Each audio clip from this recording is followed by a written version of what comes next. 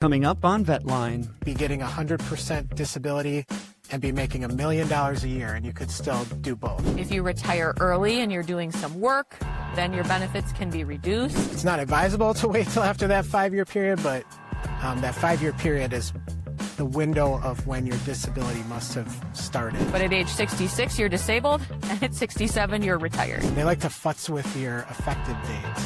So even though you filed, they might say, well, you're not disabled that date, but here's a date that I pulled out of a hat that you're actually disabled. Hello, welcome to VetLine. My name is Adam. Hey, recently we did a video that talked about how VA disability benefits and Social Security benefits, SSDI and SSI, could potentially either interact or conflict with each other. And we actually had a ridiculous amount of follow-up questions and comments. So I figured we'll just do a special episode today and address those comments. If you haven't seen the original, I'll link it in the description. First, want to introduce our guests today.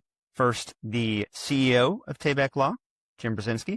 Hi. You've seen him before. And the President of Tabak Law, Lauren Zwirlein. I'm just going to start with the first comment, which I think will frame things up awfully well. It says, please, people, do not confuse Social Security retirement with Social Security disability. So when we're talking about how your VA disability benefits or your VA pensions could potentially butt heads with Social Security, we're not talking about Social Security retirement, correct? Can you kind of frame up what Social Security we are talking about? I think a lot of times when people hear the word Social Security, they just assume retirement. What we deal with specifically is just the disability side. So you mentioned already there's the SSDI and SSI benefits. And that's kind of where we focus, even on the VA side of things, is the disability benefits that they pay. Now, there are circumstances where people can actually get disability in retirement, but that gets very complicated. Social Security disability. Social Security disability. Yeah, exactly. It can get tricky for sure. But yeah, our conversation is just on the disability side.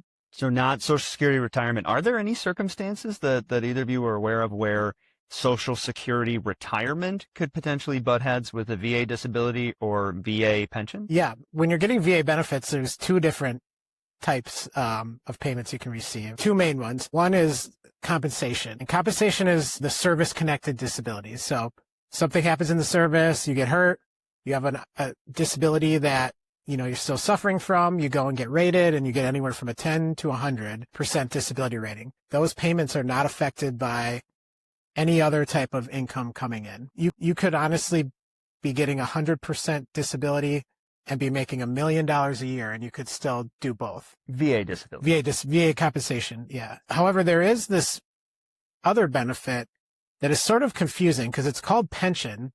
So there's a military pension and then there's a VA pension. I don't know why they picked that name, first of all. It's really not smart of them, but it is what it is. So your VA disability pension, this is where you are disabled, but you are not disabled because of your service. So it's a totally non-service connected disability, but it has to be something that keeps you from being able to work. And you can get a benefit there, but that benefit has a 1-to-1 offset of almost any kind of money coming in from any other source. Most likely, whatever you're getting from Social Security retirement is going to be taken off the top of your VA pension. And if it ends up being more than your VA pension, then you're going to get zero from VA pension. And VA pension is different than like your military retirement. Yes. Yep. Obviously, your retirement, your pension from the military, I don't think there's many circumstances where that can be reduced or taken away. Let's move on. It says, I'm 100% P&T. He's permanent and total disabled. That's your VA disability. And I am able to receive both Social Security retirement and my VA compensation with no problem whatsoever. There isn't any offset at all. Accurate. Truth? Good? Yes. Any exceptions? Well, always, right? Okay, all right. That's why we lawyers have jobs, right? So there is a type of retirement that Social Security pays called old age SSI. And similar to the VA pension, there is a dollar for dollar offset. I'm sort of oversimplifying it, but basically it's to say that if you have some other source of income, that's going to be counted in the calculation of what you can receive from the Social Security Administration for this SSI old age retirement. But the person who commented, they're probably receiving sort of the traditional retirement. And that is true. If you retire at your full retirement age, which is 67, there is no offset for other benefits. If you retire early and you're doing some work, then your benefits can be reduced. Oh, okay. So definitely lots of different situations, but in general, you're going to have fewer offsets with your traditional retirement payment from Social Security. And, VA compensation not affected by retirement. However, right now there's a bill that's somewhere in Congress that they're trying to limit TDIU, the unemployability benefit, to end the date you become eligible for retirement. So that's not here yet, but it's being talked about. Sounds terrible, but that's something to look forward to. Yes. Yeah. So if you are receiving Social Security disability now, when you get at your full retirement age, it will switch to Social Security retirement. True or false? It can, for sure. Yes. One of the things about Social Security disability, no matter what program you're on, is that it's not a guarantee that you're going to receive that for the rest of your life. Social Security might be checking in periodically. If somebody is approved for disability through Social Security at an older age, the odds of them being reviewed are probably lower. So you're just going to let them write it out until the retirement age? Typically, that is what happens as a practical matter. The government just doesn't always have the resources to do these kind of verifications or checks. But in the example that they're talking about, if you're receiving the SSDI payment specifically, and you hit your full retirement age, which is 67, you're going to continue to receive the same dollar amount at age 66 as you would at age 67. But at age 66, you're disabled, and at 67, you're retired. Okay. So from the client's perspective, it's basically one and the same, right? But in Social Security's computers program or, whatever records they keep, you're now retired. Because you can't be disabled by Social Security's rules after age 67, which I know is different from VA. Could we just kind of frame up quick, what is SSDI? What is SSI? So SSDI stands for Social Security Disability Insurance. This is a benefit that people pay for through their payroll taxes, specifically the FICA tax. That is a payroll tax paid in part by an employee and in part by the employer. That goes into a trust fund that if somebody becomes disabled or retired, it's essentially an insurance payment. It's basically a large insurance fund, so that you can apply and say, well, I no longer can do the work I used to or any other job. And then the government will determine, whether or not you can receive that payment. Which brings me to the point that when people say that SSDI people are just trying to scam the government or whatever, totally BS, because you're basically buying an insurance policy. I know I've talked about this with the VA. Yeah, with the veteran stuff. Yeah. The VA, you earn it through your service. Well, Social Security, you earn it through, they literally take money. It's like, it'd be like, you paying your monthly Liberty Mutual and then you get disabled and you're like, I don't think I need it, right? That argument does not make sense. You're paid into it to buy an insurance policy. Now, they can debate all day long whether the government should be providing that insurance policy or not, but they do, and you pay for it. And if you need it, it's there. And it's definitely, in my opinion, when someone needs it, that's not trying to take advantage of the government. Like you get in a car accident, you get car insurance. 100%. And you don't have the choice of paying the tax either. You're required to pay it, right? Yeah. You're forced to pay that FICA tax. It's not like you can opt out of it. So SSDI, you cannot work. You proved that you are not working. And as we talked about in the last video, you haven't been able to work for X amount of period of time. You get that SSDI. If you're unable to earn a certain amount of income, there's an income threshold on that. Is that accurate? Yes. So the sort of idea behind disability is that you can't work, right? And the government is going to pay you this insurance payment in lieu of wages because you can't go out and get a job. So they are going to look at your work activity, and it's a pretty broad definition of what is work activity. I've even had circumstances where maybe somebody was volunteering and the government came and said, well, that type of activity you're doing, you could do it for pay. And so therefore you're basically performing a work-like activity and therefore you're not disabled. It's a broad definition and you definitely don't want to risk it because it's not easy to win a Social Security disability case. And work is one of the primary triggers for Social Security looking twice. What's the difference between SSDI then and SSI? SSI stands for Supplemental Security Income, kind of like the VA side of things. Nice and confusing because there's only one letter difference with the SSDI and SSI, but supplemental security income is for people that maybe haven't worked recently, maybe people that haven't paid enough into this insurance fund. You have to pay a minimum amount in order to buy the insurance. I see this sometimes with younger people. Maybe they just haven't had the work history. They got sick at a younger age. You know, you can And they haven't paid into it for long enough to be eligible for the SSDI. Exactly. There's lots of circumstances where SSI might be payable, but that's the concept. However, the restriction then, though, is they look at your other income and assets. So if you have a spouse who's working, or you're receiving child support or a VA benefit, that can offset the SSI. So they have much stricter financial rules. It is harder to get that benefit.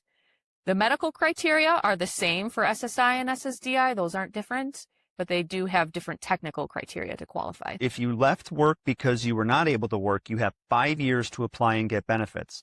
If you're old enough, you can also get your retirement benefits. It is a must-have today. Don't wait. You have 5 years to apply and get benefits. Can you speak on that? That is true for the most part, if you're applying for the SSDI benefits. So if somebody is applying for SSI, anytime that you apply, that's kind of when the clock starts running. It doesn't go back in time. There's not the time restrictions. With SSDI, though, yes. Like we were talking about, you know, if you stop paying Liberty Mutual, they're eventually not going to cover you anymore. And the government is the same way.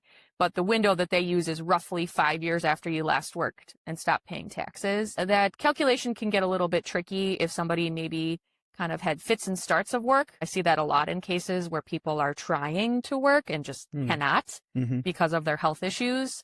And after a few failed attempts, they sort of give up and say, okay, you know, like I can't do this anymore. My body can't take it. So in that circumstance, it may not be exactly 5 years, but in general, yes, I mean, that is the kind of the general rule. A little clarification too. You can apply after that 5 years, but you have to prove that your disability began in those 5 years. In that window. So yeah, which is, if you go beyond it, it's harder to win because now you're looking back and you can't get current records that prove your disability. You know, it's not advisable to wait till after that 5 year period, but that 5 year period is the window of when your disability must have started. Still waiting for Social Security benefits I paid into for 45 plus years. Common theme in a lot of these are people saying they're still waiting on their Social Security disability.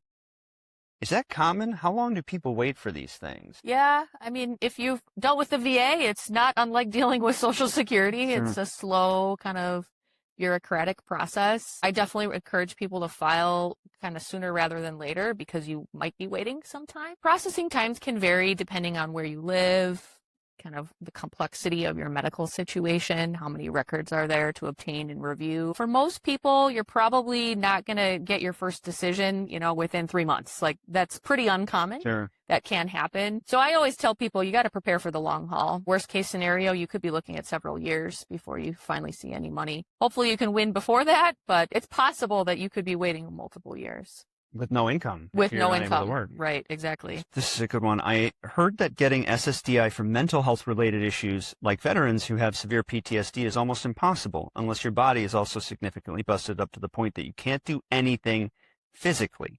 I've heard of people getting both knees and hips replaced and being in constant and continuous agony with pain. The Social Security Administration has told them that they can still sit at a desk and do clerical related work or stuff envelopes in mailboxes. And because they're able to do those things, the Social Security Administration doesn't feel like they're disabled enough to get benefits. Can you speak on that? That's a great comment. Social Security has a fairly high standard in order to prove disability.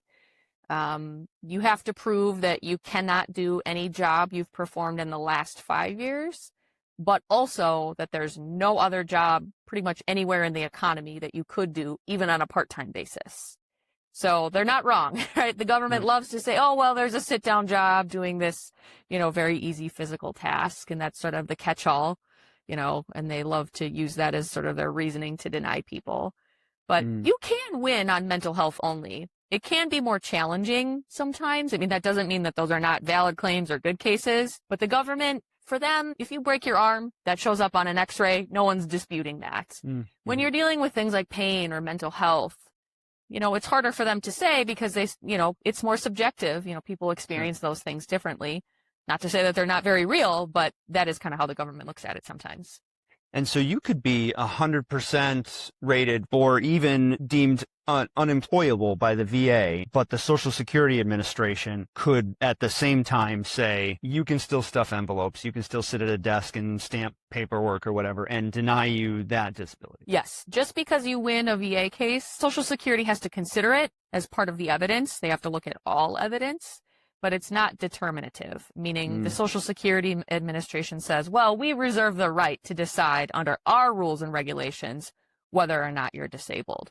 So it certainly helps the case. Sure. That's always good evidence to have, but it doesn't guarantee that you're going to win, doesn't make it a slam dunk, doesn't make it any faster. It's just part of the evidence that's considered as the whole case. Wasn't there a point where Social Security was expediting VA that were 100% or unemployable or something like that?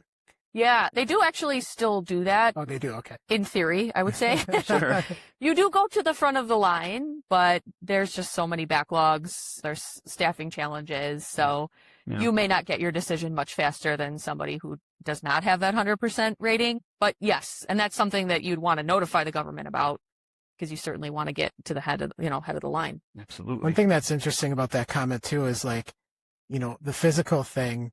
One thing that helps people with physical disabilities is that there's these things called grid rules that the Social Security looks at, and it goes based off of your age. So there's age categories. If you're above 50, then if you're above 55 and above 60, and is that the last one? I don't even know. At 60, yes. So we're saying if you have a physical disability with your mental health, that does help, because if it's a physical disability, the definition of what it means to be disabled actually gets easier as you age. Got it. That doesn't apply in just mental health claims. When you're a 60-year-old with PTSD, you're going up against the same rules as a 25-year-old with PTSD. So, got it. Yeah, there's that too. Taking a quick 20-second break in the action to talk to you about our incredible sponsors, Tabak Law. The best in the business, the most reliable when it comes to VA disability claims and appeals. They've personally helped me. I am a client, and I highly recommend that if you need some support with your VA disability claims, then you check them out. Brand new website at tabakattorneys.com. Back to it. I had to wait 5 years. They kept misdiagnosing my condition. They paid me only 2 years of back pay because that is the maximum you can collect in back pay. I filed September 2010 and was finally approved July 2015. First off, sorry you went through that.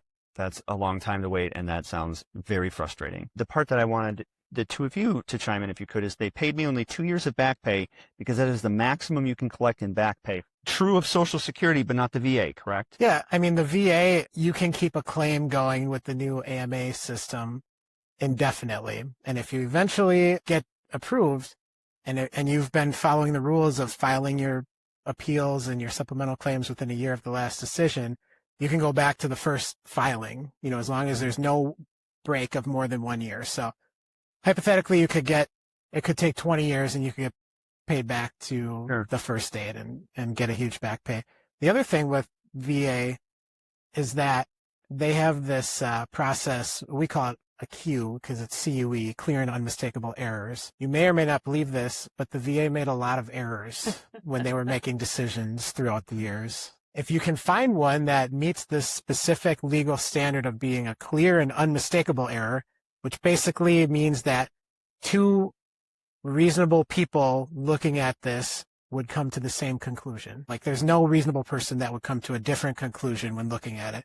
And if you can prove that, then you can even go back.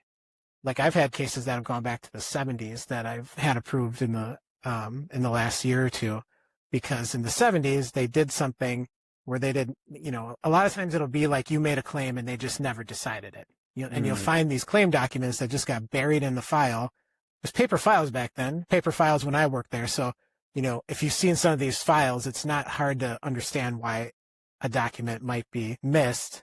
I mean, I had files where it was like 4 push carts full of these brown folders for one file, and they just roll it out to your desk and you're like, Wow. I'm like, I feel sick today. I'm Yeah. They actually do a very real and good analysis of your case if you file a Q claim. So really the back pay is indefinite on that type of thing. And the 2-year cap on Social Security back pay, is that accurate? Yeah, so it depends on the claim. So Okay. if it's SSI, you can only go as far back as the application dates. There are some limited circumstances when you might be able to reopen a prior claim, but in general, it's that application date is kind of the final stop. You can't get anything in the past. SSDI does allow some back pay prior to even you filing the claim, but technically the rule is 17 months prior to your application date. So it probably just depended on when they found out they won their case. You know, that may account for that extra time. But as a practical matter, Social Security for SSDI has a 5-month withholding. So if you file your claim, let's say January 1, and they find you disabled going back, you know, of this year, 2026, and they say, well, you were actually disabled as of 2020, you know, 6 years ago, you're going to get just 1 year of back pay for 2025. It's technically 17 months. So the first 5 months you get $0, and then the payment starts in month 6. Got it. So that would be January of 2025 then in my example. So it is more limited. The longer your case goes, the more your back pay can be, but it still is all dependent on that application date. That's kind of what determines when the payment can start. And if it does take longer than 2 years, in that circumstance, you can get more than 2 years of back pay. It's not like if it takes 3 years and then they find you disabled at the time when you first started, that even though you waited 3 years, you're only going to get paid 2 years. What ends up happening, and maybe Lauren can talk more to this, they like to futz with your effective date. So even though you filed, they might say, well, you're not disabled that date, but here's a date that I pulled out of a hat that you're actually disabled. Definitely. So that's a partially favorable decision. So if you get denied, right, you're denied. If it's a fully favorable, that means the government gave you everything you asked for. If it's partially favorable, they say, yeah, you're disabled, but you're going to just get less back pay, or, you know, it was some date later than what you originally determined, you know, or that you felt was when your disability began. So I definitely see a lot of that in the files. People have the option to fight that. You can appeal those decisions, but it doesn't always feel great when you get that letter saying, well. Yeah. And that appeal is scary because they can reopen the entire case. You can't just say, I only want to appeal that period that you missed. Now you're going to get a judge going to go back and look at everything. They don't have to give any deference to the prior judge's decision. So even though that prior judge thought you were disabled, if this judge is like, no, you're not disabled, they could actually take away your entire benefit. Ooh. Ouch. So like a lot of times, even though there might be a good argument, I've seen so many horror stories. I kind of had this feeling of like, you know, if they're going to pay you, you take the money and run type of thing. Most of the clients do feel that way because we'll have that conversation and say, okay, you know, here's the real risk, right? Whoever's looking at it, it's a fresh set of eyes, and they're going to say, we're going to look at this whole thing. It's definitely risky. Yeah. I mean, and there's some of that in the VA too. Like, you know, sometimes people, when you want to apply for TDIU, the VA doesn't need to, but sometimes they'll schedule new exams for all of your conditions, even though there might be plenty of evidence in the record for TDIU right now. They're going to say, well, we're going to just reevaluate all these conditions. Sometimes they say, well, this doctor thinks your condition improved since the last one. And then they try to actually like lower your benefit or take away your benefit. And do you have to pay it back in the VA? No, it would be lowered as of the date of the new decision. Actually, what they will do is they'll give you a predetermination notice and you have 60 days to appeal that. We do appeal those when that happens and have very good success being like, that's BS. And a lot of times they'll go back, but it's stressful for the veteran. But it'll start as of the day of the new decision. It's sad because they don't need to do that. And same with Social Security. You know, someone already found you disabled who is a colleague. You had the same training. You had the same, you know, like, do you really need to do that? But they do it because it's what they do, you know? Yeah. Well, our clients have to repay.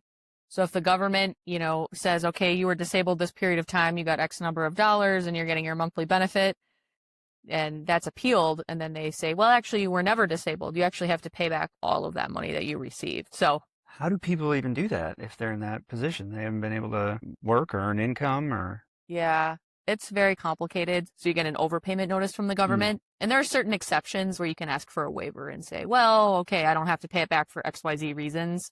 So there are ways to argue around it, but scary, also stressful, right? I mean, for most people, that's their only income. And if you collect at 62, you'll barely get enough benefits to pay your rent and utilities, especially if you live in a high cost of living city/locality, and they don't factor in locality when determining what they pay. What do they factor in when determining what to pay? So that's for Social Security retirement, I think is what they're getting at, because that's the age requirement. That's the earliest you can apply. Sure. Yeah, and you take a haircut, right? If you file early, the government is going to reduce your benefit. 67 is the full retirement age as of now. It used to be 65. Maybe some people remember that. And it's true. They don't factor in where you live. So whatever. 25% that you? I think it's 30%. 30%. And then, if you wait to file at age 63, it's, that's the 25%. And so every year the haircut is a little bit less. And then 67 is the full payment. You can actually file for benefits up to age 70, and then you actually get over 100% of what you would have received. It's based on what you paid in your FICA taxes, so no calculation for geography. You get the cost of living adjustment, but everybody gets that, and that's kind of a nationwide increase that people receive each year. How do they determine payment for SSDI and SSI, like the monetary amount? So SSDI, it's based on what you paid as your premium or your FICA tax. So I think right now the average SSDI payment is around $1,500 a month. A month. Okay. But it could be more, it could be less. Just really depends on how much you earned in wages, what you paid in taxes, how many years you worked. They look at your whole earnings record over your lifetime to make that calculation. For people that are interested in finding that out, you can go to Social Security's website and create an online account. It'll have a history of all of your earnings and give you an estimate of what you might expect. SSI is different, though. It's a statutory amount. Congress set the statute, and every year it just goes up by the cost of living. So for this year in 2026, I believe it's $994. That's the maximum you can receive. So either you get or you don't, light switch. For disability, yeah, I mean, there's no partial disability in my world. For either SSI or SSDI, unlike VA where you might get 10 or 50%. Got it. It's either you're disabled or you're not. I'm 100% P&T combat vet. I filed in 2019 and haven't worked since. I've been denied at all levels. I'm still awaiting a decision. That sucks. Call Lauren. Yeah. Always great to talk to a professional who can guide you as to next steps. I applied for SSDI in January 2025. I'm 100% P&T and SMC, so unable to work. Not sure why this process takes so long, as I still have not had a decision. Very frustrated for everyone who, like myself, need a decision and are just waiting. That stinks. Very sorry. It's probably going to be some time yet. I mean, there are people who wait years and years and years. I don't know what else to say. That just sucks. Yeah. Yeah, it's unfortunately not unheard of. I'm about to go for my decision on a federal level. Lauren, what does that mean? The way it works is Social Security is a federal agency. It's quasi-legislative, so they have a different appeal process, kind of not your traditional courtroom that you see for like a regular like criminal or civil case. It's a special process. You have to exhaust all of the remedies or appeals that Social Security provides kind of within their agency. Once you do that, then you can actually file a traditional lawsuit in federal court. So our federal courts oversee all of our federal agencies. I know VA has a slightly different process, but IRS or EPA, kind of any of the three-letter agencies, they're all going to be overseen by the federal courts. So people do file lawsuits, and the federal court will look at the case. They have a couple different kind of tools in their toolbox. In general, they're going to kick the case back to the Social Security Administration to correct some sort of error or improper determination. They do occasionally award benefits at that level, but that's fairly uncommon. Most cases are going to end up being sent back for fixing whatever errors were there. VA is different because they have their own court. It's the Court of Appeals for Veterans Claims. Social Security, you're in the court of basically where you live. So like there's the Eastern District of Wisconsin, Western District of Wisconsin. So wherever your address fits in, that's where you would file the appeal in court, versus if you're a vet, you just Washington, D.C., the Court of Appeals for Veterans Claims. Well, there you have it. We are going to keep doing more videos, and then as questions pop up, we're going to keep answering questions. Sounds good. I like it. Awesome.